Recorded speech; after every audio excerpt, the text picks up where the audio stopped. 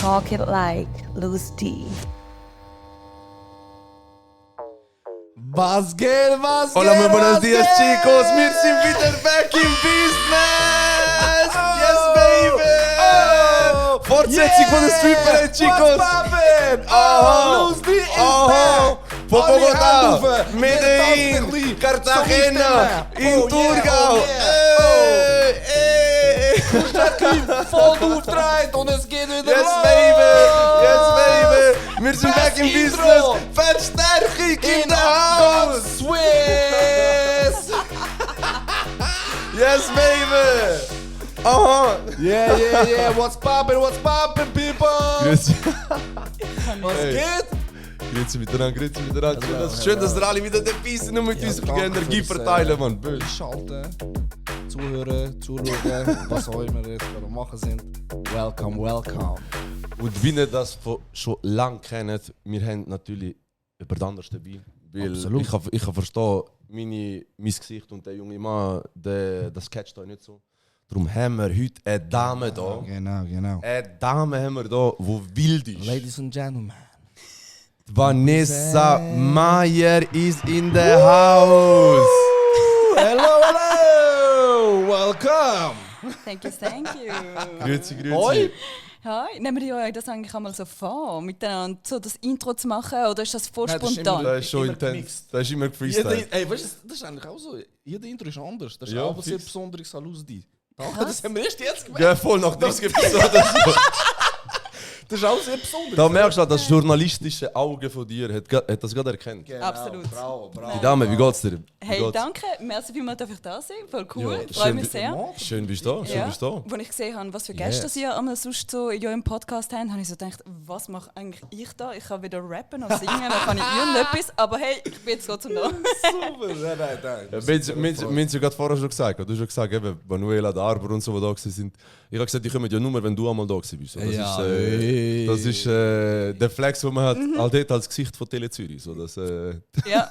Ich schreibe das auf in meinem Tagebuch und wenn es mir mal schlecht geht, denke ich, das haben die ja gesagt. also, ist das jetzt so ein Joke oder führst du Tagebuch?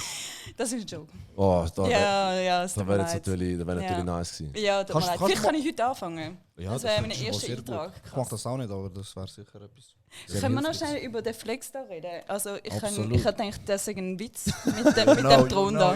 Bei Luz D sind unsere Gäste Könige. Yeah! Wir haben hier Präsidentin vom kolumbianischen Kartell aus dem Thurgau da. Sitzt auf dem Thron. Kommt da mit so einem riesen Sack. Ich habe Angst, in den Sack hineinschauen. Ich habe Angst, was dort drin ist. Schau, da willst du besser nicht wissen. Ich habe mal von einem sehr respektierten Mann mitbekommen, stell keine Frage, wo du Angst hast vor der Antwort. Ja, voll. Okay, ja. Ich kann mir vorstellen, hat er ein Fernsehhandy? Spanisch. Claro que sí. Mach mal so mit einer tiefen Stimme, das willst du besser nicht wissen, wie du vorher gesagt hast. Eso mejor no lo quieres saber. Ay, si me dices tú, ay. Queremos hacer, ay. Joder, tío, joder. Aber das ist die falsche Seite, eh? Lieber Du da musst ein mehr bisschen über den Castellano. Atlantik und so. Bei mir mehr Castellano. Ja. Aber das ist ähnlich, mehr Das bei ist ihm. meine Frau. Seine Frau ist ja Frau. Venezolanerin. Oh, okay. Ja, aber ich kann kein Spanisch leider. Aber Albanisch ist jeweils gleich. Von dem her. Die schauen die gleichen Telenovelas, habe ich mal gehört. Albaner, ja? Gell? voll. Hey. Gell? Ja, absolut. Also Ich meine- bin fast erschrocken, als ich das Meine gehört habe. Cousine, sie hat noch nie Spanisch geredet mit jemandem persönlich. Meine Frau war die erste gewesen. Und wir sind, wo meine Frau zum ersten Mal nach Kosovo eingereist, also mit mir mitgekommen ist, da ist sie plötzlich abgehockt und dann redet sie plötzlich Spanisch mit ihr. Und Nein. dann alle geschockt, die Mutter und so. Sicher nicht. Wo kannst du Spanisch? Und das ist so, ja, Telenovela gelernt. Aber weißt du gut? Also, Ich habe Legende. genau das Gleiche erlebt. Meine Frau ist ja Kroatin, oder? Und wo ich zuerst mal zu ihr bin in den Balkan runter, noch und ich damals so kein Wort Kroatisch können. Und nachher einfach so eine Ja. Tante vor ihr dort und ich schaue sie so Kaffee, dies, das und ich so... ich habe so dick und nachher schaut sie mich so an. Und sie so, quería un café, no? So irgendwie auf Spanisch. Ich schaue sie so an. Ich so, Kollege, Alter, was ist da passiert? Von wo kannst du das? Sagt sie, Esmeralda. Ja, sie früher noch geschaut, so eine alte Ja, Serie von ja, früher. ja, ja. Ich sehe es, Legende, man. Die sind, So lustig. die Ich sind kann nicht wirklich... mehr. Oder Türkisch, mega. Türkisch kann auch viel, so Balkaner und so Schippis. absolut. Außer wegen Serie. Genau. So lustig. Genau das Gleiche, man. Kannst du Genau dir mal das vorstellen, was machst du, wer bist du? Genau, ich Das bin ist eine ein Zuschauer. professionelle eine Soapstar, genau. Oh. Ich spiele bei der Telenovela mit. Mein einziger Part dort ist Ay. sagen, no me dejes. Estoy embarazada. Nein, Würde passen! gell? Regisseure, die jetzt am Zuschauen sind, hier demnächst ein Star, hä? Legende. Also gut. Nein, ich bin Vanessa Meyer. Tatsächlich habe ich einen Schweizer Papi, darum bin ich halb Kolumbianerin und Schweizerin. Ah. Und ich arbeite beim Fernsehen, mache dort Nachrichten, Tagsendungen, ja. Und sonst erzähle ich einfach sonst einen Haufen Scheiß in meiner Freizeit. Also, Schon. ja. Also das ist ja genau das, was man machen im Fernsehen, oder viel Scheiß erzählen. Oder? Ich würde sagen, offscreen ist schlimmer wie onscreen. Ah, schon? Ja, ja. Wieso, wie läuft so ein Dreh ab von so einer Sendung, die du dann einmal moderierst? Also wenn es eine Nachrichtensendung ist, dann ist es eigentlich so ein recht starres Konzept. Dann komme ich am Morgen, wenn sie schon Sitzung gemacht haben, wenn sie wie quasi die Themen verteilen und so weiter. Und dann habe ich wie schon, sagen wir mal, wie ein Menü. Oder? Dann weiss ich, das ist die Nachricht vom Tag, das. Und dann schreibe ich Moderationen zu diesen Sachen. Aber das machst du selber? Das mache ich selber, ja genau. Wir sind Journalisten, wir sind nicht nur quasi Moderatoren, sondern machen wirklich alles selber. Wir tun die Sachen recherchieren, sind immer im Austausch mit den Reportern, die draußen sind, mit der Kamera. Das mache ich manchmal auch, also ich bin wie beides. Okay. Und dann, die gehen wirklich raus, sind vor Ort, tun alles filmen, Interviews führen, kommen zurück, schneiden Sachen und so. Und dann am 6. ist quasi wie live, 2 Minuten Beitrag. Die müssen das wie minutiös einhalten. Und meine Aufgabe quasi an diesem Tag ist dann, zum möglichst ihr Produkt hure gut präsentieren, dass die Leute finden, jetzt bleibe ich bis am Ende da und schaue auch noch die letzte Nachricht, auch wenn es nur darum geht, dass irgendeine Katze auf einem Baum hockt oder so. Aber es ist so geil erzählt, dass man dran bleibt. Das ist dein Goal. Genau, das ist mein Goal. Aber in dem Fall, was für Themen kommen, das hast du keinen Einfluss? Nein, also eben, je nachdem, was ich für eine Rolle habe an diesem Tag. Wir sind ja immer ein Team. Oder? Wenn ich jetzt irgendwie finde, ich habe eine mega krasse Idee oder irgendjemand hat mir geschrieben, das und das ist irgendwie passiert oder dieser Recherche bin ich schon angegangen oder so, dann kann ich das einfließen lassen. Natürlich kann ich sagen, hey, schau, könnt ihr das und das machen. Aber sonst haben wir schon jemanden, der am Tag wie quasi verantwortlich ist für die Sendung. Das ist der Produzent. Und der sagt, ich will gerne die und die und die und die Nachricht haben im Tag. Aber es kann auch immer sein, dass man am Nachmittag um 3 irgendwie plötzlich etwas Neues hat. Ganz genau, ja. Und dann tust du halt nochmal die Sendung umstellen. Also es kann von Minute zu Minute ändern. Für was machen das überhaupt live? Das ist eben genau der Punkt. Wir machen es live, damit wir bis am 6. quasi noch das Neueste drin haben. Ah, das ist der Punkt. Genau, also das heisst, es ist auch schon vorgekommen, dass während der Sendung noch jemand irgendwie einen Text geschrieben hat, wo ich noch muss sagen. Also sagen wir irgendwie, keine Ahnung. Jetzt der neueste Bundesratentscheid damals bei Corona oder so, das sind so die Zeiten gewesen, wo wir mega viele Sachen mega spät erst erfahren haben. Dann hätten sie zum Beispiel während der Sendung noch gesagt, hey, übrigens, jetzt ist noch der Entscheid gekommen, XY, ich schreibe da mal schnell etwas rein, während der Beitrag am Laufen ist, lese kurz und dann würde ich es dann gerade erzählen. Also so. Oder, schon spontaneous, ja? Super spontaneous, aber das macht es auch aus. Also, es ist wirklich fast nicer, wenn du es schaffst, an einem Tag, wo alles drunter und drüber geht, wo irgendwie die Kamera ausfällt, der Prompter ausfällt, der Beitrag nicht da ist, scheißegal, aber dann funktioniert etwas und dann hast du so richtig das Live-Gefühl. Und ich habe das Gefühl, dann performe ich sogar besser, als wenn ich weiss, es ist ein Samstag, wir haben 5 Themen, chillig, ich habe irgendwie am Nachmittag 3 all die Sachen schon fertig geschrieben. Ja. Gibt es da etwas, was du nie wirst moderieren? Oder Mühe hättest zu moderieren? Du meinst jetzt Sendungen? Sendungen, ja. Also eben Nachrichten können wir eh nicht entscheiden, Ja, also ja. müssen wir ja dann immer Mühe machen. Eine Sendung, die ich niemals moderieren würde. Lustig. Oh, shit! Nein, Mann, ich will mir schon noch sehen da als so ein drittes Ding. Wäre geil. Das ist ein Thema, wo du auch nie wirst, wo du sehr Mühe, zum Beispiel eben vielleicht, weiß auch nicht, ich sage jetzt auch Krieg, ein Thema zum Krieg vielleicht nicht könntest moderieren oder ich weiß auch nicht was. Eben, es kommt immer darauf an, was meine Rolle ist. Also ich meine, ich würde nie wieder aus der journalistischen Rolle müssen rausgehen, wenn es aus politischen Themen raus ist. Einfach neutral bleiben, da meinst du? Genau, das ist mir sowieso mega wichtig. Da tue ich mir auch meine Hände nicht dreckig machen oder so. Aber Sendungen, die man einfach so moderieren kann oder so. Ich meine, wir haben manchmal auch sonst eben Talkgäste und so. Das finde ich mega cool. Oder ich habe auch eine Sendung gemacht, wo wirklich so Mensch Meier geheißen hat. Dort hatte ich wie so Situationen gehabt, wo ich einfach reingeschossen worden bin. Mal musste ich tauchen, mal musste ich mit der Patrouille Suisse fliegen. Also nicht mit ihnen im gleichen Flüger, aber ich bin wie mitgeflogen und so. Und so Sachen finde ich voll nice. Weil dort bist du wirklich so super spontan, mega ehrlich. Du kannst nichts vorbereiten. Es ist nicht so starr wie im Studio, wo du dort stehst und weißt, hey, jede Moderation darf nur so und so lang sein, weil sonst funktioniert es mit der Sendung und mit der Werbung nachher nicht und so. Okay. Das finde ich richtig nice.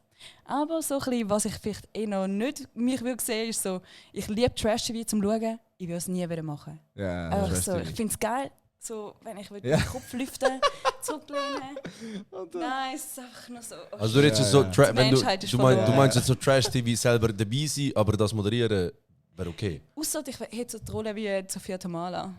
Das wäre nice. Die finde ich voll krass. Bei was meinst du jetzt? Ja, sie, wie heißt die Sendung schon? Jetzt habe ich es gerade vergessen, den Namen. Are You The One? Are You The One? Und sie ist einfach so ein fucking Badass. Aber bist du so ein Trash-TV-Mensch? Ja, ich schaue schon. Also, sind wir ehrlich. Wer schaut schon nicht? Schaut da nicht? Also ich bin voll nicht so... Krass, okay. Also nicht so Dschungelblut-Zeug zu so Sachen, aber irgendwie schon so mal so... Zeugs, die du einfach so kannst konsumieren, ohne dass du dir etwas dabei denken musst. Das ist für mich Fußball. Ja, okay. Du schaust einfach, ist ja genau das Gleiche, nicht? So. Ja, voll. Aber ich bin auch nicht, du schaust noch eher Film und Serie und so. Ja. Wir sind einmal zusammen Ding schauen, wie Bad Boys. Zusammen gewesen, Bad Ja, Boys? wo wir auf Englisch geschaut haben, Habibi. Bro, du hast auch einen Kopf wie ein Goldfisch, man. Vor 2-3 Monaten oder so sind wir gesehen. Der Film ist erst neu rausgekommen. Zusammen Ja. Wir sind nebeneinander geguckt, aber ja, easy. Merkst wie nah wir sind. Du fragst schon, ob wir Freunde sind, anscheinend nicht. Bad Boys ist ein geiler Film, der ist voll lustig. Dort ist mir noch aufgefallen, ich bin nicht so ein mega Filmfan und er halt kommt aus der Videografie, Fotografie. Er so, ey, geil, bis das filmen und so. Und ich schaue das so an. Bro, wie alles andere, weißt du, ich check gar keinen Unterschied. So. Das checken die Leute nicht, die nicht filmen. Ja, das ist so. Ich appreciate it. Ich habe schon den Content angeschaut. Das ist krass. Das ist krass. Merci. Ja, mach einen Applaus. Erst Mal kommst du einen Applaus über den Podcast. Thank you so much, people! Auch wenn sie ein Kompliment gemacht hat. Geil. Egal. Die Audience hat damit berechnet. Weißt du, das habe ich mich auch schon gefragt. Bei Tele Zürich. Ich finde es ein geiler Sender. Und auch ein... Jetzt kommt der Diss. Nein, überhaupt nicht. Ja. Null. Das wär nicht cool. Du niemand dissen da. Nein. Was ich mich gefragt habe, hast, wo du zu Tele Zürich gewechselt bist, hast du Angst gehabt vor so, dass vielleicht ein Meme aus dir entsteht? Weil ihr habt ja Tele Zürich jetzt schon die ein oder andere... Weißt du, normal ist ja Gurke, Stubensitzen. Du hast wahrscheinlich schon ab und zu mal trashed mit von Kollegen mit so... Absolut. Ja, Sorry. Muss auch, ne? Ja, jeder. Sorry. Ja. Egal, wer ich auf der Straße treffe, nachher sagt, oh, Tele Zürich, Ja. oh Mann, bin ich Stubensitzen.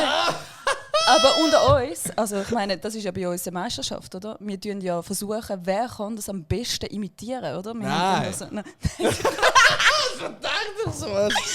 Nein, aber es ist schon es ist legendär, weil es gibt immer noch Leute, die bei uns arbeiten, die diese Sachen kreiert haben. Also stell euch mal vor. Ah, wirklich? Voll. Und ich Für mich hat er ein Zertifikat verdient oder so. Safe, oder? Und Leute, die einfach das wie aus dem... Weißt du, es ist ja wie... Du kannst das ja nicht planen, oder? Aber wir finden es ja selber schon auch ein bisschen lustig, wenn das Also passiert. das ist so lustig, weil die sind... Sorry, ganz ehrlich. Vorgestern hatte ich eine in der Sendung, wo wir haben so 25 Jahre «Wer wird Millionär?» so quasi einen Recap gemacht. Ja. Und dann die Leute haben so auf das reagiert und so. Und dann ist ja klar, wenn eine kommt und sagt so «Ja, wissen Sie, ich finde es so spannend, dieser Suspense.» Und dann ist so eine Plan. Und ich meine, sorry, ich schon innerlich bin ich dann so «Red weiter.» So gut. Ja. Aber suchen ihr in dem Fall extra so sättige, Nein, sicher nicht. Nein. Der wäre schon Nein, ja. das kann man nicht. Aber so der Langstraßumlauf, hey, look, du bist halb so, kommt an. Ja, genau, hast du stiefes Pfeifen?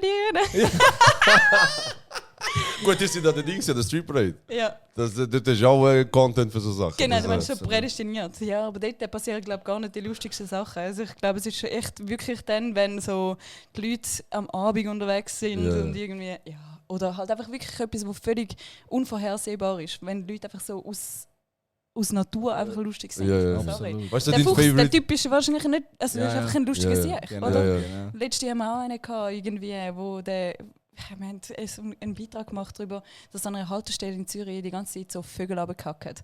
Und sorry, es ist schon auch recht witzig der Beitrag, weil die Leute, es lebt von den Leuten. Das ist schon ein Mann. wichtiger Das ist eben Beitrag. Zürich. Ja, Das ist Zürich und du siehst so die Leute und wir haben auch keine Angst, um die Leute zu zeigen, oder? Wo der eine oder sagt so, ja, ich muss tragen einen Hut.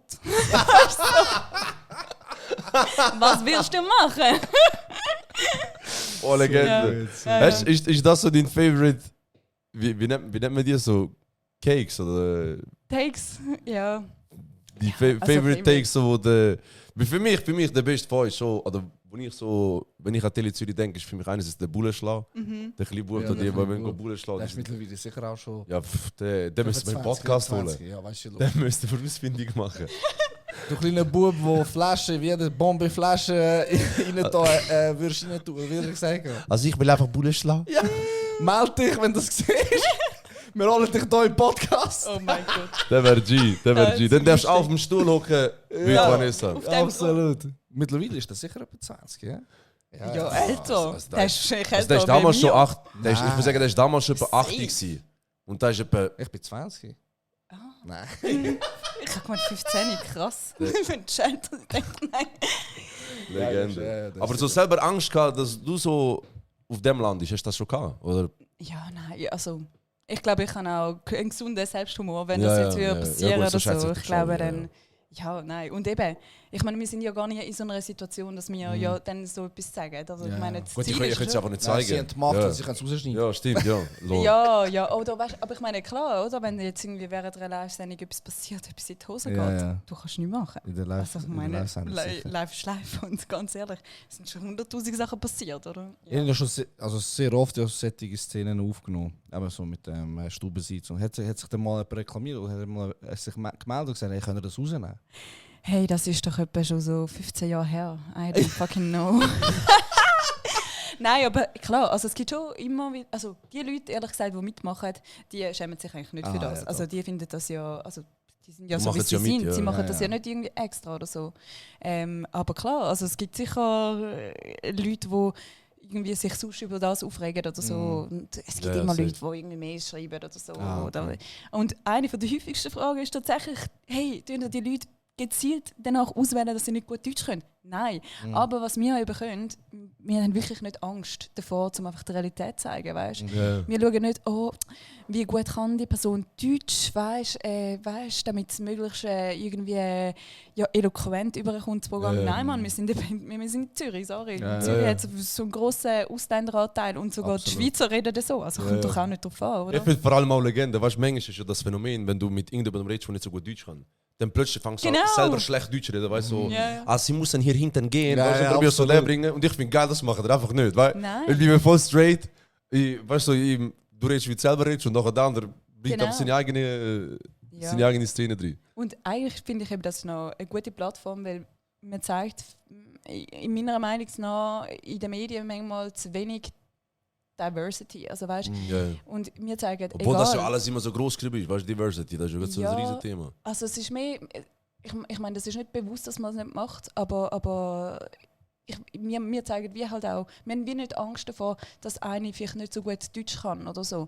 Weil sie wohnt ja genauso da und hat genauso eine Meinung und so, oder? Und Ja. ich glaube, in dem sind wir super stark, oder? Wir haben einfach wirklich keine Angst davor, irgendwie People of Colors zu zeigen, egal was. Ich finde, das ist wie ein guter Moment. Und so viele Leute, die auf uns zukommen und sagen, so schön, Sie mal kennenlernen, Ja. weil ich habe gelernt Schweizerdeutsch mit der Tele Zürich, weil wenn ich schaue auf Schweizer so Fernsehen, ich Ja. verstehe nichts oder ich gehe nachher auf die Straße und ich rede andere Deutsch. Weißt du, was ich meine? Und dann lernen so Schweizerdeutsch mit Tele Zürich und ich finde das voll geil. Du bist eigentlich Deutschlehrerin. Absolut, gell? Du bist Teil von der Integrationspolitik in der Schweiz. Scheiße, krass. Okay. Das ist ein Flex für sie. Das ist ein Flex für sie. Ja, ist Integrationspolitikerin Vanessa Mayer. Der ist auch wild. Gibt es etwas, wenn du etwas könntest in der Journalismus also, oder in der Reportage in der Schweiz allgemein, wenn du etwas könntest ändern, was wäre das? Oder vielleicht gleich würdest machen wie in einem anderen Land? Gibt es etwas, wo du würdest anders haben? Anders haben? Ich würde mir wünschen, dass Journalismus immer noch die gleiche Wichtigkeit hat, weil am Schluss sind wir die eigentlich Geschichte auch schreiben. Also wir sind wie Teil von der History. Alles, was wir wissen, ist, weil das irgendwo mal dokumentiert worden ist. Und die Idee davon, dass es uns gibt, ist ja, dass man irgendwann nicht mehr die Fehler macht, die man mal gemacht hat. Oder wir dokumentieren, wir sind das Gewissen eigentlich von der Menschheit. Und ich finde, das ist mega wichtig, auch in der heutigen Zeit, dass wir immer noch genau minutiös auf das behaftet, dass wir auch die Wahrheit sagen, dass wir transparent sind. Und ich glaube, das ist mega, mega wichtig, weil wie viel Mal hören wir, Medien, die lügen nur und keine Ahnung was. Wenn die wüssten, wie wir arbeiten und dass es ein Job ist, wo man mehr als nur ein bisschen Herzblut angibt. Es ist wirklich ein Job, der Knochenarbeit ist. Also als Reporter gehst du raus, die Kamera ist schwer, du weißt es ja. Oder? Das Stativ ist schwer, du musst dort hin. Wir liefern jeden Tag um 6 Uhr etwas ab. Das heisst, wir suchen die Leute, wir müssen die kontaktieren via Telefon, wir müssen die Leute finden auf der Straße, Sachen, es sind so viele Elemente dazu annehmen. Wir müssen alles Faktencheck machen, wir müssen super schreiben, wir müssen Zeit einhalten. Es ist ein super harter Job. Wir arbeiten am 24. Dezember, am 1. Januar. Wir begleiten jede Person, jeden Abend, die allein vor dem Fernseher sitzt und sind dort. Und für das gibt es uns. Und wir schauen darauf, dass wenn in der Politik etwas falsch läuft, jetzt, wo vorgestern rausgekommen ist, dass Unterschriftensammlungen gefälscht worden sind und so weiter. Ich meine, wir sind dort, in der Schweiz, genau. Wir sind dort und wir schauen auf das, wir drücken die Missstände auf, wenn es uns nicht mehr gibt. Und plötzlich jeder kann auf seiner Social-Media-Plattform alles sagen, was er will, ohne dass jemand kommt und sagt, hey, das hat im Fall nicht gestimmt. Ist, oder so, genau. Dann haben wir langsam ein Problem. Oder? Weil dann geht es genau in die Richtung von einer Diktatur, wo jemand einfach bestimmen kann, was in den Medien kommt. Oder? Du in Venezuela weißt ja wahrscheinlich genau, wie es ist. Oder? Und das ist etwas, was mich zum Beispiel in letzter Zeit mega beschäftigt. Ja. Ich bin zwar vom Nachbarsland, aber wir haben immer eine mega gute Beziehung mit Venezuela. Und ich meine, dass man dort so Zensur hat, auch in den Medien. Ja, dass sie zum guten Glück einen anderen Weg gefunden haben, um die Informationen weiterzuverbreiten. Das ist krass, oder? Und das geht nur, weil dort Journalisten sind, die ihr Leben dafür geben. Die diesen Demonstrationen dabei sind und für das aber nachher auch gefoltert werden und keine Ahnung was. Und trotzdem keine Angst haben. Schon krass. Ja. Das ist gerade ein Tipp geworden. Applaus für alle Journalisten, Reporter da draussen. Vanessa hat für euch gesprochen. Das ist gerade tief aus dem Herzen. Ja. Absolut. Was ich als allererstes auf das würde sagen, ich finde es mega beeindruckend und mega schön, wenn irgendein Mensch irgendein Thema hat, wo er einfach passioniert ist. Ich kaufe dir jetzt, du hast mir jetzt in den letzten 87 Sekunden hast mir total abgeholt, dass ich dir glaube, dass du passionierte Journalistin bist. Absolut. Ich finde es auch einen schönen Job. Du kannst jemandem eine Stimme geben, aber das machen die jetzt auch. Aber wie... sorry. Nein. Aber wie hast du das... Wie spüren ihr das nicht, dass sie nicht mehr wichtig sind? Also wie haben ihr jetzt das Spüren bekommen in der Schweiz? Also... Sorry, was hast du gesagt? Weißt du, wie haben sie das... Sie gesagt hat, die Wichtigkeit von der Aha, sorry. So. Ja. Also ich glaube... Generell, oder? Man wird immer wieder in Frage gestellt, ob wir die Wahrheit sagen, ob wir uns trauen können oder generell, oder? Wie soll ich sagen? Auch überall wird weggespart. In jedem Medienhaus in der Schweiz werden Stellen gestrichen, für das, dass es eigentlich blöd gesagt, auch nicht ein lukrativer Job ist. Ja. Also, wenn du Geld verdienen willst, gehst du nicht in Journalismus. Und wenn du gute Arbeitszeiten haben, dann gehst du nicht in Journalismus. Also nicht, um das irgendjemandem ausreden oder so. Ja. Aber die Wichtigkeit und trotzdem, oder die Hingabe, die man hat für einen Job und trotzdem wird halt irgendwie das nicht mehr finanziert, weil logisch Unternehmen schalten keine Werbung mehr, wir finanzieren uns mit Werbung, oder? Wir wollen ja unabhängig sein, aber trotzdem muss ja irgendwo eine Einnahme kommen, oder? Jeder regt sich natürlich auf über Gebührengelder. Klar, wenn ich sie selber zahlen muss, ist das auch etwas anderes. Aber wenn du denkst, was alles dran hängt, oder? Ja. Ich meine, wir sorgen dafür, dass es irgendwann Nachwuchsfußballer gibt. Warum? Weil wir Berichterstattung machen über den Fußball.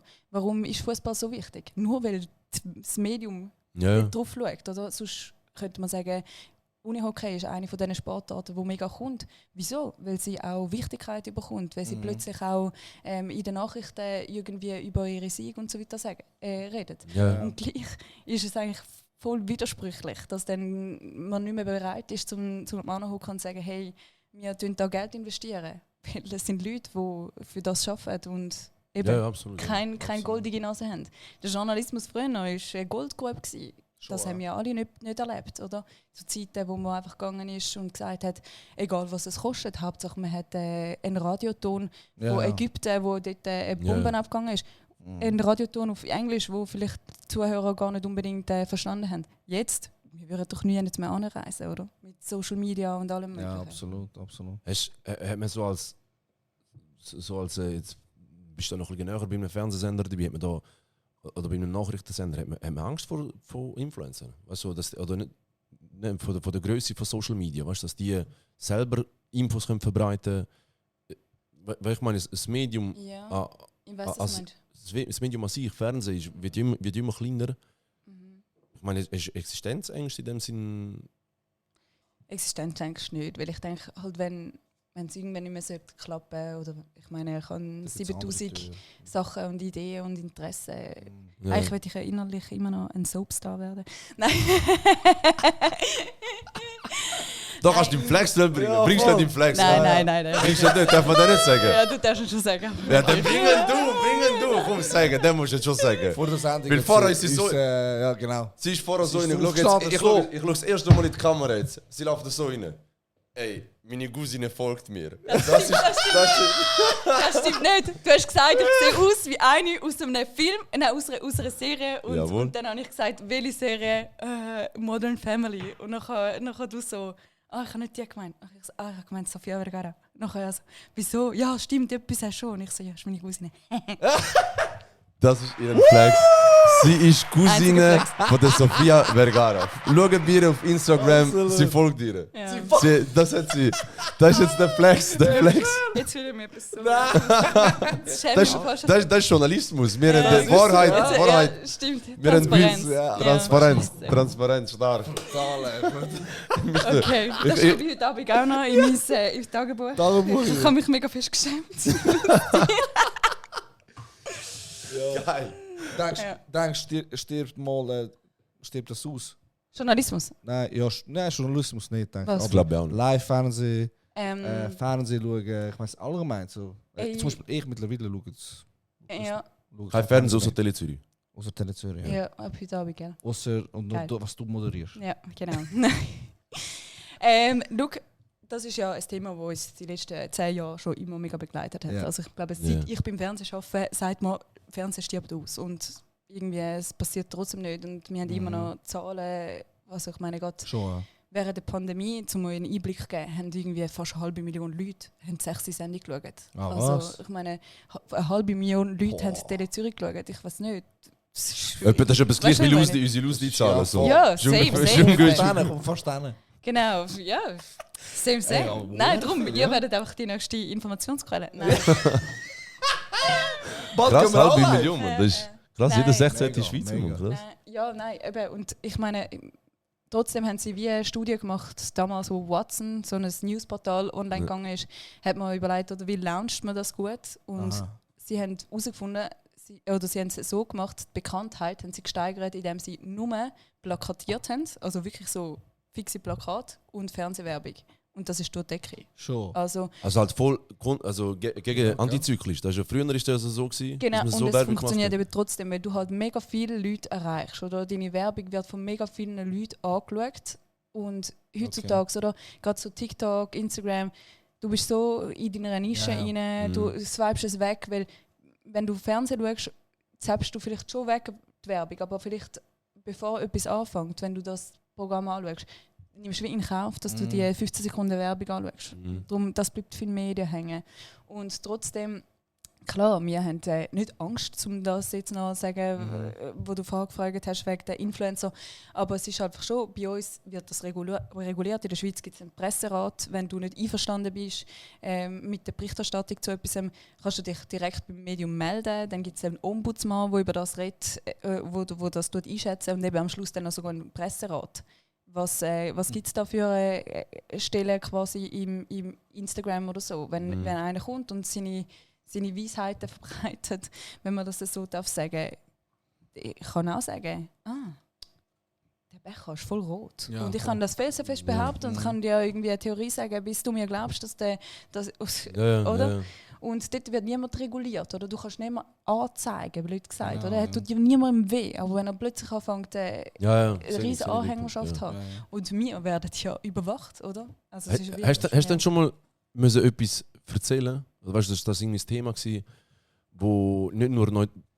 zu wenig neutral war in deiner Sicht. Weißt du, ich will jetzt auch kein politisches Beispiel, aber weißt du, dass man so sagt, hey, das und das, der und der ist schuld, und du denkst so, wäre vielleicht nicht so toll, wenn man jetzt gerade von Anfang an sagt, der ist schuld. So. Also, gerade jetzt vielleicht Venezuela, weißt du, so sagen, ja, der Präsident ist der Richtige, der soll bleiben, ist gut fürs Volk, und du. Ja, also tun wir eigentlich alles versuchen, mega neutral zu machen. Und also quasi, sagen wir, wenn jetzt jemand vor Gericht steht, oder, und er ist noch nicht für das verurteilt, dann werden wir immer sagen, er ist nur mutmaßlicher Täter. Oder? Also wir werden davor hüten, weil am Schluss, wenn er es nicht war, oder? Ja. Auseinander, Klar. Ja, ich bin manchmal nicht einverstanden, wie Sachen gewichtet werden. Also ja, das kann sein. Oder ich finde zum Beispiel gerade so Berichterstattung über Südamerika, ist mir auch schon gesagt worden, ja, ist einfach zu wenig relevant für das Schweizer Publikum, oder? Und ja, ich erlebe das anders, oder? Ich habe eine Community, die Spanisch redet, die mir sagt, hey krass, zum guten Glück machst du das irgendwie über Instagram und klärst so wenigstens ein bisschen die Leute auf über das Thema. Und dort habe ich wie keinen Einfluss, oder wie viel Gewicht das etwas in einer Nachrichtensendung hat. Und ja, also oder wie tut man ja entscheiden, was in eine Sendung reinkommt an diesem Tag und was nicht. Man hat ja nur begrenzt Platz, oder? Und da gibt es sowieso Grundsätze, oder? Wie Betroffenheit, oder wie nah ist das passiert von dir? Dann wie fest bist du quasi davon betroffen? Yeah. Und anhand von diesen und anderen Fehlern entscheidest du, ob halt eine Nachricht dann wie Platz hat, oder? Ja, sehe ich schon. Also ich verstehe den Punkt absolut. Ich habe mich nur gefragt, es ist manchmal schwierig. Du hast dann einfach so zweimal, das heißt in der Community, du zweimal zwinkern, wie der, du hast auch mal auf Instagram posten, wenn so ein Scheiß, wo du nicht zweimal zwinkern, dann bin ich nicht einverstanden. Ja, das fange ich ab jetzt an. Ja. Das habe ich mir jetzt auch notiert. Cleverer Move, Alter. Ich bin ein brutaler Moderator, man denkt ja. Genau. Also eigentlich, wenn ich so anfange, komische Zuckungen habe, ist nicht Wobei, du bist Zürcherin. Vielleicht fängst du an Zucker weg. Wow, hast du mir gerade gesagt, ich bin Zürcherin, Entschuldigung. Gell, bist du das eigentlich noch nie angefickt worden, so alle, ey, weißt du, bist Thurgauerin, was machst du Tele Zürich? Hey, wie viel Mal wirst du angefickt pro Tag? Ja, also sorry. Also sorry, das wird immer. Ist, wo ich natürlich Tele Zürich quasi Moderatorin geworden bin, ist schon ein Thema gewesen, so auf Facebook von diesen Trolls, die gesagt haben, eine Thurgauerin, wie geht das und so. Aber irgendwann hat sich das verflüchtigt, vor allem, ich glaube, ich habe nicht mega ausgeprägt jetzt der Thurgauer Dialekt, dass man würde sagen, boah, das ist jetzt unaushaltbar oder so. Die Leute denken vielleicht so, könnte Winti sein oder so. Von dem Gut, Winti ist also der Zwischenkosmos, oder? Eben, so. Genau. Aber ja, nein. Okay. Also klar, es ist sicher, es hätte sich vielleicht etwas anderes gewünscht. Aber ja, stimmt, du könntest es jetzt sagen. Nein, ich glaube nicht. Wenn du redest jetzt auch nicht mehr so extrem, finde ich. Du bist jetzt ein Zuger. Ja, du bist ein Zoger. Ein Zoger. Nein, ich finde es jetzt auch nicht so. Ja, weißt du, du führst es schon ein bisschen raus, immer noch. Das ist, das ist wie bei dir, können wir immer noch den Kosovo sagen. Das ist so scheiße, wie du redest. Ich komme nicht mehr raus. Oh shit, 3%. Erzähl mal so eine lustige Story, was du mal in deinem Job erlebt hast. Oder eine spannende. Boah, das ist wieder mal so eine Frage, gell? Also so aus dem FF mal eine lustige Story erleben. Vor allem, wir sind so geile Sicher und haben gesagt, du dich vorbereitet. Ja. Nein, zum guten Glück habe ich gewusst, dass du mich das wirst freuen. Ich erzähle dir eine, wenn sie mir einfällt, ist gut. Oder weißt du, was für mich wundert? Nicht irgendeine lustige, sondern ist da mal irgendetwas Peinliches live passiert? Ja. Wow. Ja, Jetzt wird mir gerade, gell, ich komme gerade wieder Hühnerhaut über. Hey, wir haben beim letzten Zürichfest, also das letzte Jahr, haben wir so eine Live-Schaltung gemacht, bevor die Feuerwerke gekommen sind und so weiter. Und ich musste so runter auf einen Steg und dann musste ich dort so einen Deckel aufstehen, oder? Und dann haben sie da irgendwie schon mit der Kamera eingerichtet, Skiwerfer, und es war alles dunkel natürlich, oder? Und mega viele Leute auf dem Steg, oder? Und es war so eine peinliche Situation gewesen, weißt du, so, stehst so dort, musst halt parat sein, weil er sagt dir dann nachher 10 haben und du musst halt live sein. Und du bist aber schon 10 Minuten auf dem hohen Deckel und so. Und ich habe mich dann so gebückt und ich wollte eben etwas rausnehmen und ich habe so das Kleid angehabt. Und es ist einfach gerissen. Bis über meinen Arsch. Ich schwöre auf alles. Oh, hey! Aber warte, die Kamera hat dich so gefilmt, oder? Kamera, ja, logisch. Ja. Aber ich meine, die Leute sind ja auf dem Steg gestanden. Aha, die haben das alle gesehen. Alter, ja, ich bin einfach so gesehen, so, fuck, was mache ich jetzt, oder? Ich dachte, okay, ich habe jetzt noch ein paar Minuten Zeit. Shit. Und dann hat mir eine ihren Pulli gegeben und ich habe den Pulli noch so halt um die Hüfte. Boah, geil, das ist der King, zum Mann. Gut, ey, was Die Frau. Die mein Leben gerettet. Hast du noch mit der geredet oder bist du gerade live gegangen und hast nicht mehr mit der großen reden? Ich habe Danke gesagt, aber es war halt einfach so gewesen, wirklich. Wow. Man hätte es auf der Kamera ja nicht gesehen. Das wäre ja riesig gewesen. Aber es ist ja viel schlimmer. Ich meine, scheißegal, was im Fernsehen passiert. Okay, nachher wirst du halt vielleicht für das gemobbt, aber die Leute, weißt du, die safe auf das gerade reagieren, du bist so. Ja gut, der ist schon peinlich. Ja, der ist peinlich gewesen. Ja, fuck. Ja. Aber du. Wie bist du eigentlich zu deinem Job gekommen? Erzähl mal, wie ist da die Vanessa? Ja, ich habe immer einen Haufen Scheissdreck geredet und dann Ja. gefunden, hey, du genau willst du. spielen und dann das passt. Ja. Also ist auf Anfang an schon klar gewesen, ey, ich will gerne mal... Du hast ja Journalismus studiert, oder? Genau, also eigentlich ursprünglich habe ich ja ein Soapstar. Nein, ich habe wirklich... Also warte, das ist wirklich, sagst du jetzt immer so, dass das so mal Nein, also ganz ehrlich, natürlich immer mal Schauspielerin werden. Richtig Latina, Alter. Logischerweise, jeder will das werden. Und meine Eltern haben mir gesagt, hey, lerne etwas Richtiges. Typischer Satz, ja. Ja, oder?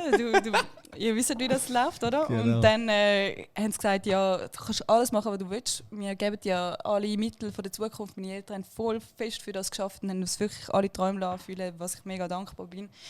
Und dann habe ich gefunden, okay, was ist das Nächste, was ich kann werden, wo ähnlich ist. Und dann habe ich gedacht, okay, ich schaue eigentlich immer so Fernsehen. Ich habe das immer voll geil gefunden, so Viva, MTV, aber gleichzeitig was bist du für ein Jahrgang? 94. 94, Ja. 95. Okay. Ja, dann haben wir die Zeit alle gleich erlebt. Und dann, nur damit ich weiss, welches Viva du so meinst. Das ist ja voll unser der real one, ne? Pimp my ride und ja, so. safe. Date my mom. Nein. Ich habe jetzt ein Reel gesehen, gerade gestern. Next ist geil gewesen, man. Was?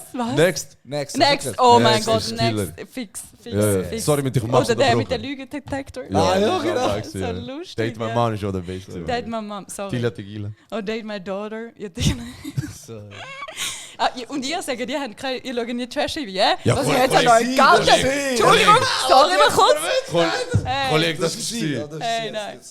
Aber ja, du hast recht früher noch viel geschaut. Ey, Safe. Wir sind einfach da indoktriniert worden. Wir haben gewusst, dass es gute Unterhaltung ist. Heute, ja. Nein, auf jeden Fall. Voll unterbrochen. Ja, voll. Nein, ich habe immer Nachrichten geschaut mit meiner Mutter auf Television Española. Und so, ich habe das spannend gefunden. Wir haben Tele Zürich geschaut bei meinen Großeltern. Ich bin mega viel Zeit von meinem Leben bei meinen Großeltern und so. Und Fernsehen hat mich immer fasziniert. Ich habe aber auch mega gerne geschrieben. Und dann haben wir als Kind mal so einen Beruf vorstellen. Und irgendwann, so Jahre später, habe ich die Unterlagen gefunden. Und ich so, wow, ich habe damals Journalistin vorgestellt. Oh, wirklich krass. Voll. Und irgendwie eine, die irgendwie in der Nähe von meinen Großeltern gewohnt hat, war eben Journalistin gewesen. Und dann hat sie mir erzählt, für einen Beruf und so, bla bla bla und so. Und meine Großmutter hat damals den Presseball organisiert. Alles Sachen, die ich erst jetzt, wo ich so irgendwie da bin, merke, dass das irgendwie anscheinend vielleicht so geshaped war. Genau, so. genau. Voll. Nein, aber dein Traum, Schauspielerin zu sein, ist Verfolgst du den noch? Also oder ist das voll weg, oder ist ist das... der weg? Hast du da noch... Ich will ja immer noch Soaps haben. Nein, Spaß. Jetzt höre ich mal. Hey, nein, keine Ahnung. Ich bin offen für die Zukunft, gell? Was nicht? Ja, absolut, ja. Ja, nein. Nice. Selber ein bisschen hypen, ja geil. Ja, nein, keine Ahnung. Ja, und so bin ich dann nachher bin ich in die Kante und dann habe ich nicht gewusst, was machen. Und dann nachher hat die Jürgen beim Zug gesagt, ich gehe den ZHW schauen, wie Journalismusstudium. Ich so, okay, mach ja. Okay, mach ja. So gut. Und so bin ich gerutscht. Genau. Musst du dir viel vorbereiten, wenn du zum Beispiel so... Zu euch kommen? Nein, das ich habe geschwitzt, letzte Nacht dann nicht geschlafen. Nein, wenn du zum Beispiel so das Thema ankündigst oder so. Oder sagen wir so, jetzt du könntest Lose die, als wären wir jetzt live und jetzt schalten wir ein. Ja, was wäre dein Feedback? Genau. Wie wirst du Uns zwei unseren präsentieren Pod- mit wie wirst- Lose die. Oh. Du bist der Gastgeber, wir sind Gäste. Aber Wie jetzt wirst machst du das richtig machen? so Fernsehstyle. Hey, gell, ihr setzt mich so unter Druck. Ja, das Ich bin so Ziel. wie blank. Nein, Du hast wie mal so. gesagt, Erzähl eine lustige Geschichte. Ich so, Du hast doch gesagt, du hast am liebsten, wenn so spontane Switche Oder wechseln. wir können so in dem Style. oh. Lose die. Warte. Elus hat DY. Nein, kannst du Ist das es so... gelogen oder ist es ehrlich? Entscheiden Sie. Komm jetzt. Also, Action. Lustig. Wollt ihr euch einfach mal einen Tag lang verzaubern lassen? Wollt ihr in die Tiefe von der Wie heisst es? Wieso hat er wieder aufgehört? Ich weiß nicht. Krass.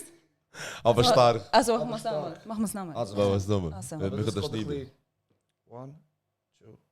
Das ist auch noch geil. Wait a minute. Okay, Also. und Action. Wollt ihr bis Stars und Sternli hinter die Kulissen schauen?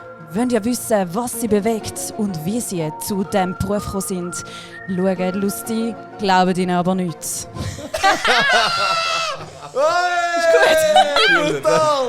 Der ist stark, der ist Ja, stark. und der ist auch verdient. Der ist geil, der ist stark. Der ist Pro. Okay, Der ist stark. was für ein Flüstern. Schau, du als professionelle Journalistin und als Moderatorin vom fast gleich grossen Format, wie wo du jetzt gerade hier teilnimmst. Glaub Nein. mir, demnächst in 3 Jahren gesehen, dann tun wir das wieder einschalten und dann schauen wir, wo Lose die ist. Ja, Mann. Manifestieren. Nein, wie nimmst du uns, du hast jetzt unseren Podcast so ein bisschen angeschaut, findest du, wir machen das professionell oder kann man es ernst nehmen? Ja, also ernst nehmen ist jetzt übertrieben, oder? Also wenn ich tun euch da wir so das- anschaue, tun wir die ab- Fragen, die wir noch stellen, sind voll nicht tiefgründig, man kommt voll nicht ins Reden. Nein, Mann, wir machen es voll gut, ich schwöre. Dankeschön. Ich finde es cool. Ich muss sagen, ich habe ein paar von diesen Podcasts gelesen, einfach um mal ein bisschen zu schauen, Ja, was ja. die Leute so ein bisschen erzählt haben und so. Ich finde, es ist eine gute Portion Humor dabei und das macht es auch aus, aber das gleich. Ich bringe es auch nicht, um die Leute gleich ein bisschen so ein bisschen dazu. Ich meine, sorry, wenn da plötzlich irgendwie der ERZ über seine Schulden redet und so, ich finde das schon Ja, impressive, voll. dass sie das irgendwie schaffen und so. Du dir noch twinten? Ja, voll, mach. Okay, ist gut. Ja. Schau mal noch, wie viel. Der zweite Teil, der erste ist schon danke. Geil, Dankeschön. Du. Nein, Aber ich finde, das ist auch das, was ich am Anfang fast ein bisschen unterschätzt habe, oder wir unterschätzt haben. Ja. Weil gerade so die ersten 5, 6 Gäste haben wir relativ gut kennt. Und wenn dann irgendwelche Leute da sind, ich meine, du hast ihn nicht kennt, mich nicht kennt, einfach irgendwie das Stand kommt jetzt heute. Aber es ist auch schwierig mit einer Person, die du noch nie interagiert hast oder du weißt nicht, wie die Person reagiert auf irgendetwas, ein spannendes Gespräch zustande bringen. Absolut. Dass die andere Person auch etwas erzählt, wo einfach nur und nicht einfach nur eine riesige Banane, Ja, ein riesiger Cake ist. absolut. Also ich meine, das ist ja das, was wir machen in Tagsendungen jeden Tag, oder? Und also ich muss sagen, je besser deine Vorbereitung ist, aber wenn du auch noch irgendwie ein bisschen den Funken Spontanität dabei hast, das ist einfach die goldige Kombination, sonst geht es gar nicht. Und du kannst immer Pech haben, dass jemand da sitzt, wo du einfach alles aus der Nase musst ziehen oder wo einfach nicht will über das reden. Klar, oder? Ich meine, wenn jemand in einen Podcast kommt, dann ist er eigentlich schon mal tendenziell offen. Aber stell dir mal vor, es ist ein politisches Thema, wo pro, contra, oder jemand muss irgendwie die Zange nehmen, oder? weil aus jemandem etwas rausbringen willst. Das ist schon heavy. Absolut, Und ich habe grossen absolut. Respekt vor denen, die das bei uns tagtäglich jeden Ja. Tag Ja. machen, oder? Und, Gibt's einen Trick, so, wo man kann anwenden bei den Leuten? Weißt Wir du? wollen also, so meinst du, sein dass wie sie du. aufhören zu reden? Nein, das nicht. Da gibt's aber. Das wissen wir glaube ich mittlerweile schon, wie das funktioniert. Aber Drei nein, ich Schlag. meine, Reinschlagen. dass man etwas rausholt aus dieser Person. Hey, Vielleicht würde ich aus dir jetzt ja, die du, lustige Story rausholen. also schau, Was muss ich machen? du fängst an, indem du eigentlich ein gutes Setting kreierst. Das machst du in Aha. jedem Interview. Du fragst zuerst mal die schönen Sachen, die Stars-Erfolg, wie fühlt sich das an, bla bla bla. Und dann so nach 2-3 Fragen, wenn du es hast, dann machst du den Sack zu. Dann sagst, Okay. Kritiker sagen aber das und das. Und dann, ja, dann kommt meistens etwas. Weil sie halt wie schon sich wohlfühlen. Wenn du aber direkt reingehst mit der kritischen Frage, Das ist dann ist Ja. dann ist so, dann Blockade. läuft es so weg. Weißt du, Ja. was ich meine? okay. Das ist sicher so einer Also. von diesen Dingen. Gut, Und mit ein bisschen Charme Unsere- schaffst du es vielleicht noch. Jetzt wissen Genau. alle unsere Podcast. Gut, Gäste. ich finde, du hast jetzt gerade auch ziemlich genau das beschrieben, wie es zum Beispiel beim Kai Woser war. Bei uns. Ja, voll. Wir haben, ist ja ein sehr aneigender Charakter, wenn man das so sagen kann. Ich weiß nicht, ob du ihn kennst. Er ist ja da gewesen, wir haben über Fußball geredet. Ganz ein offener Mensch und über Fußball. Ein schönes Gespräch über Fußball, weißt du, gerade so als Fußballfans, Das ist voll intens. gewesen. Unterbewusstsein gemacht. Voll Ja, gut, ja. Wirklich so. Und nachher hat er dann angefangen, über seine aktuellen Thematiken, seine Probleme, wie er die Welt sieht, reden. Und es war ganz ein anderer Switch. Gewesen. Ganz Mega, ja. interessant, so ein Switch gewesen von einer Person so schnell. Aber das, Gibt's ein Vorbild, wo du hast, so, das ist mein Vorbild in der Journalismus?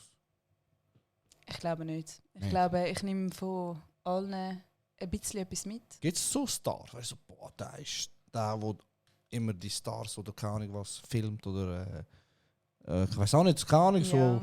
Whoopi Gibt es jemanden? Hey, ich meine, ich finde, es kommt darauf an, was für Arten das du cool findest. Ich Okay. finde zum Beispiel bei der Ellen DeGeneres sind immer, jeder Star ist dort und macht es Ja. cool. Und ich finde auch bei Jimmy Fallon oder all die Comedians, Kimmel, ich meine, ja, die sind schlussendlich sind die Legenden, auch Journalisten. Ihre Show funktioniert nur, weil sie gut vorbereitet sind, lustig sind, weil sie die Sachen gut machen, weil sie aber gleich auch die richtigen Fragen stellen, oder? Also jemand mit so einer Show, würde sagen, schon ein Journalist. Ja. Was würdest du sagen, wir sind Nein. Journalisten? Ja, nein. Der ist jetzt, Nein. kann man nicht sagen, der ist jetzt schon- Ist ein geschützter Beruf. Ist ein geschützter Ich Beruf. habe gerade in meinem Nein, Lebenslauf nein, nicht nein, ist ein geschützter Beruf. Ist ein geschützter. Shit. Presserat. Kann man das rausschneiden? Zensieren. Nein, ich kann damit wieder sagen, oder Ja, ja. einen guten Tag, Master. So. Genau. Ja. Hast du dich gerettet? Oder? Hast du dich gerettet und unser Selbstvertrauen wieder genommen? Ich bin schon gedacht, wir sind Schütze wieder. gern. Wir sind Das ist im Journalisten. Fall. Warte, kann ich den Ton noch nicht machen? Der leider nicht. Ja. Auch gut. Das ist mal ein Sind das Traum eigentlich die vom... toten Lacher? Die Ja. Leute, die schon gestorben sind, aber immer noch lachen, die all diesen 80s-Soaps. Ja. Das ist im Fall auch ein Traum mal von Randy gewesen. Moderator werden, nicht? Aha. Ja, ich habe mich mal, ja, das kann man schon so sagen. Ich habe mich mal beworben ich bin ja in der Finanzbranche tätig. Und habe mich mal bei Blick beworben, wo es Online-TV-Sender gemacht haben. Und nachher hast du mir so Videos von dir einschicken und so. Habe ich zuerst ein Video gemacht, so 1 Minute Story erzählen und 1 Minute irgendwas anderes, ich weiß es nicht mehr. Und dann haben sie mich eingeladen. Ich damals ein Banker, ich habe keine Ahnung von so Zeugs, oder? Ich bin einfach dort hingegangen, ich konnte gut Scheiß erzählen so. Und nachher bin ich dort hingegangen und haben sie das so voll professionell so getestet. Und nachher ich so bei Ringe ist das gewesen. Ja. Und dann bin ich so in dem Raum gewesen und sie so, jetzt ich angefangen so ein bisschen wie nicht richtig schminken, aber so ein bisschen Puder und so, weißt du, dass du so ein bisschen das Feeling reinkommst. Und dann haben sie mir einen Kopfhörer gegeben. Ey, das war eins zu viel gewesen. Und nachher kann man so irgendetwas erzählen über damals Branding Gran Canaria. Und dann ich dort noch auf dem Kopfhörer einfach von der Carly Rae Jepsen, das Call Me Maybe. Hey, I just met you. And it's crazy, but here's my Also, um dich number. raus, Ja, genau. aus der Rolle bringen. Ja, quasi. genau. Ah, okay. Und ich habe das so gehört und ich habe schon gecheckt, dass das ist, aber ich habe einfach weitergelesen und nachher ich sehe so gegenüber gesehen, so der Dude, der das macht, und der macht immer Leute und irgendwann ich so Kollege, Alter, der wird nur das tut mir langsam weh, was soll ich denken? Aber doch hat es schlussendlich jetzt nicht geklappt, haben sie eigentlich noch, wo Journalismus studiert hat, haben sie gesagt, ich bin mit 23 gewesen, haben sie gesagt, wir kaufen jetzt nicht so politische Themen ab, wenn ich das würde jetzt erzählen. So. Ja, Das ist auch der Case. Darum bin ich weiter in der Bank geblieben als. okay. Aber vielleicht demnächst noch Auf mal. dem Konto hat es besser gestimmt dafür.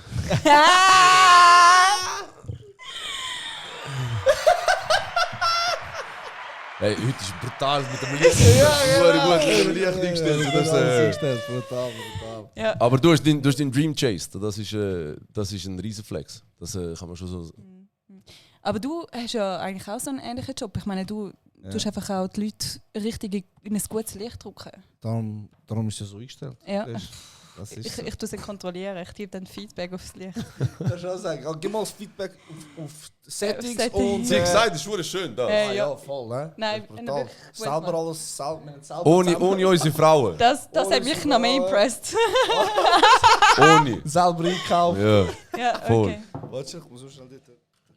Vor allem das Geile ist halt damals gewesen, weißt du, was wir es am Anfang gesagt haben? Wir haben die Idee für den Podcast, ich weiß gar nicht, ob das so mal, wahrscheinlich haben wir das schon mal irgendwo so gesagt haben, die Idee ist eigentlich entstanden, wir sind in Kroatien gewesen, seine Frau, meine, er und ich.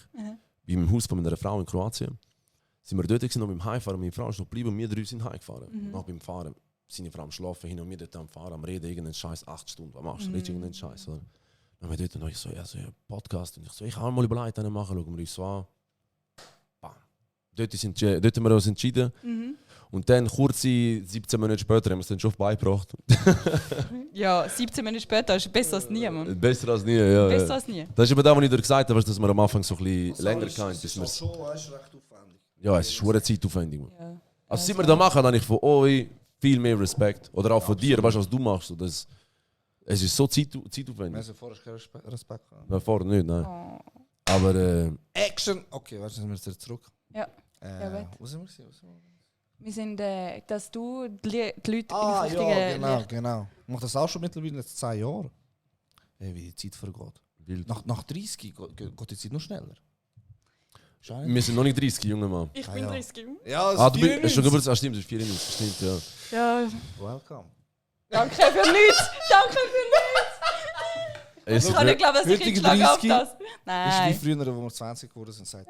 Look. Also wir sind 20. das sagen nur Ja. alte Leute so etwas. Nein, ich sag dir, ich Oh, habe nee. wirklich gedacht, das wird viel schlimmer. Ich habe gedacht, das wird schlimmer. Der Podcast oder das 30 werden? Beides.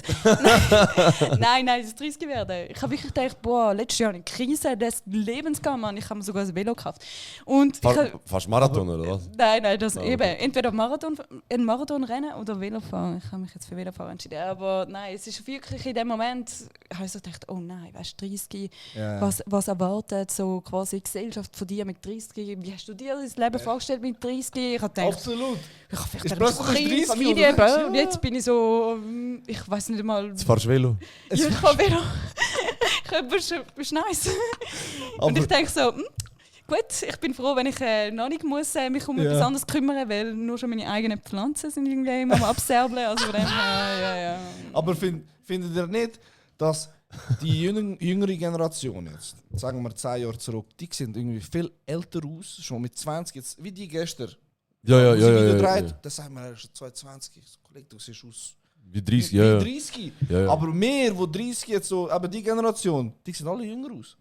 Wa- Ich Das ist ein Millennial Fact. Ja, ich glaube ich glaube eben, schau jetzt, das ist, Botox und so. das ist Kein bewiesen von Botox. der Universität von Bonn im September 23, haben sie das bewiesen gehabt. Das, Und, Jetzt kommt der- ein Fact! Ich mache gerade Fact-Checking, kurz. mach nicht, weil es stimmt nicht. Aber das wurde gut tönt nicht. Ich schwöre. Siehst du jetzt, das ist Gefahr. Das, ich glaube eben, dass unsere Generation noch viel mehr der war, so, oder wir sind jetzt in dem Alter, wo wir sagen, ey, mir ist einfach scheißegal, was. Es interessiert mich nicht mehr, weißt, was andere so von dir denken und so. Und das haben auch die Jungen, haben wie die Phase noch nicht gehabt. Weißt du, bei denen ist mega wichtig, was andere von dir denken, weil, wie du aussiehst und so. Darum sehen also junge Damen mit 17 aus wie 25. mega, also, das Wo wir mit 17, Kollegen, also wir aussehen wie Böcke. Ich weiß noch, ja, voll. Die einen von uns immer noch. Damals. Nein, Eben. Jetzt alles so überlegen. Damals. damals. Ja. Nein, ich bin immer King, ich bin ja Loser. Willst du auf den Sessel? Geil. Habe ich schon mehrmals. Bist schon mehrmals drauf geguckt. Man merkt darum ist Selbstvertrauen drauf. Genau. Ich kann noch nie Du treffen, musst du allein musst gehen. es Manchmal schaffe ich auf dem auch, weißt du? Ich bin King. Ich schaffe das nicht. Schreib da die 3 Wochen nicht retour, weil er auf dem Stuhl sitzt. Der Betonsitzung. Aber nicht auf dem. Oh, das wäre eigentlich. Oh mein Gott, die müssen den Namen nehmen. Was? Die müssen den Namen. Nein, die den Namen haben, die von der Thronsitzung. Ah, Die ja. müssen den Stuhl nehmen, da will ich sagen. Ich weiß gar nicht, ob es Rap Battle. Wir sind noch rappen. Ja. Ich kann nur Haus und Maus, es tut mir leid. So Tutsmut-Sound. Ja, genau. Aber stark. Weißt du, wie dies wurde? Weißt du, so, schau, wenn wir jetzt bei Musik Also sind. komm! Ja, Ja, keine Angst. Weißt du, jetzt bist deine Motivation Weißt du denn- ist da oben. Du weißt einfach nicht, was ich nachher damit mache, weil mit dem Ausschnitt. Das Ja, ist gut. noch in den Nachrichten. Er Das, hat. so, Bad News ist auch gut. Ja. Wenn einfach die Medien kommen. Schwer, wir müssen eigentlich dich voll beleidigen und das dann Ja, posten. Ja, voll. Und dann würde ich sagen, krass. Gegen die schieße ich zurück. Dabei, das haben wir wollen. Vielleicht ist das unsere Marke. Tagstieg-Fix. Darum tun wir dich jetzt beleidigen. Also jetzt Also. sind wir Du changen. bist Peace. Oh! Du möchtest gerne Zürich. Okay. Du bist gar keine Latina. Der hat weiter. Ja. Ist gut. Ja. Okay, der ist hart gewesen. Ich sage euch, ich möchte gerne Zürich, ich möchte gerne Latino. Okay, Ja. okay Ja, ist gut. Schreib mir auf. Tagebuch eskaliert heute Abend. Heute Abend habe ich... Ja. Mir wird die Hand abgehen vom Seiten. vielen Schreiben. Wie ist für dich jetzt so die Podcast-Erfahrung gewesen? Hast du Spass gehabt? Hast du einen schönen Nachmittag gehabt? Ja, du, es hat damit angefangen. Ich dachte, okay, fahre ich jetzt da ans Ende der Welt? Nein. Nein, es ist... Das ist zentral. Ja, Darum ja. Zentralschweiz. Ich habe gedacht, nachdem ich vom Arsch der Welt weggezogen bin auf Zürich. Ja, ist Ja, schon genau. recht, ja. Nein, ich habe es sehr cool gefunden mit euch. Ich hoffe, ihr habt es auch okay gefunden mit mir. Mega. Super Ja. gewesen. Ja, ich hoffe, dass ich Definitiv. nicht zu viel geschwätzt habe. Weil manchmal ist ja genau das Problem, gell? Wenn Ja. jemand anders auf der anderen Seite hockt, dann bist du so, can Ja. you please stop talking? Ja, genau. Für uns ist eigentlich chillig, wir geben einfach Absolut. red du, weißt du? Ja, genau. Das ist eigentlich Für ist das du Ziel, dass ist die, es dass die andere Person mehr redet als wir. Das ist Ja. eigentlich das Ziel. Ja, Weil niemand schaut wegen uns. Wir ja, sind, das, dann haben wir das wir sind erfüllt, langweilig. würde ich sagen. Das stimmt nicht. Das stimmt nicht. Und können wir bitte aus deinem Lachen so ein Hani, machen? ich zeig dir noch einen. So geil! Ich zeig dir schwör, noch. das Lachen! Ich zeig dir noch ein Video, wo ich zusammen er schneidet alles Zeugs, oder? Ja. Ich zeig dir noch ein Video, wo ich gemacht habe. Das zeigt dir noch geil. Bist mal in Mascot? Bist du ja sicher schon gewesen, Ja, Mascot. Der DJ Whitecat war auch mal unser Gast gewesen, und er Okay. leitet immer dort auf. Und er hat mal ein Sample mein Lachen genommen. Nein! Ja. Im Club den immer abgelassen. Und jetzt an jedem Event, wo ich dabei bin, kommt immer Macht er das. das? Ja, ja. So lustig. Stell dir mal so vor, wenn du so im Zug hockst oder so und nachher Ja, so klingelt und. Das ist, lustig ist, wir sind vorhin zusammen im Zug. Gewesen. Ah. Und ich habe das nicht gecheckt. Ich laufe nachher wieder am Bahnhof auf, ich will auflaufen. Nachher, Du triffst jeden Gast im Zug. ja, der Fabio ist auch schon dort. Ja, Ja ich gut, schwöre. es fahren noch zwei Züge in Ja. der Stunde an. Eben, überleg, wir machen jetzt 30 Episoden und ich habe es noch nicht gecheckt. Ja. Ich laufe dort auf und ich so, warte, die kommt von Zürich, die kommt safe entweder mit dem Velo oder mit dem... Ja. Nein, ich so, Mit du dem kommst- Velo, genau. Ich so, du kommst fix mit dem Zug. Ich drehe mich um, dann sehe sie dort. Ja, ich so, ich schon abgecheckt. Aber, gell, in echt. Das ist ja wie die Leute, die man sagen so, Frau Meier, ich habe gemeint, Sie sind viel grösser. Und ich denke so, 164 represent. Legende. Ja. Du bist Nice. Nein. Nein, du bist super, ey. Was denkst du als Schlusswort an unsere Zuschauer? Hast du etwas, wo du ihnen könntest mitgeben fürs Etwas Leben? Deeps oder etwas Was du Unnötiges? willst. Nein, mir ist mega krass wichtig, dass wirklich, wenn man einen Traum hat, dann sollte man den unbedingt verfolgen. Ich glaube, das ist etwas, wo mega, mega fest in meinem Leben ein Thema war. Ich würde sagen, dass wenn ich nicht ganz viel Mal Mut gehabt hätte und auch, egal ob die Leute gesagt haben, du schaffst das nicht oder dir irgendwelche Hürden in den Weg gelegt haben oder dich wegen irgendetwas irgendwie fertig gemacht haben oder so. Wirklich, wenn das nicht gewesen wäre und ich in dem Moment aufgehört hätte, dann hätte ich es nicht geschafft und ich finde das voll nice, dass es geht und dann könnt ihr es auch. Ist das gut gewesen? fantastisch. Okay. Fantastisch. Top! Am besten sagen wir gar nicht mehr nachnehmen. Absolut! Gar nicht mehr. Gar Thank nicht. you gar so nicht. much Nein, für das stark gewesen. Einschalten, meine lieben Leute. Dankeschön. Danke, Vanessa, wir für die vergessen, Zeit. wir vergessen es jedes Mal immer wieder, wenn ihr es gelost habt. Folgt uns auf Ja, YouTube, voll. auf Instagram, Liken, überall. teilen, machen, Alles. alles tun. Danke, Pipi Thank Mann. you so Ist much. super gewesen. Yeah. Und Vanessa. Say it, say Bachata it, Flow. Aha. Talava. Bachata, niemand weiß warum. Yeah. Und Welle.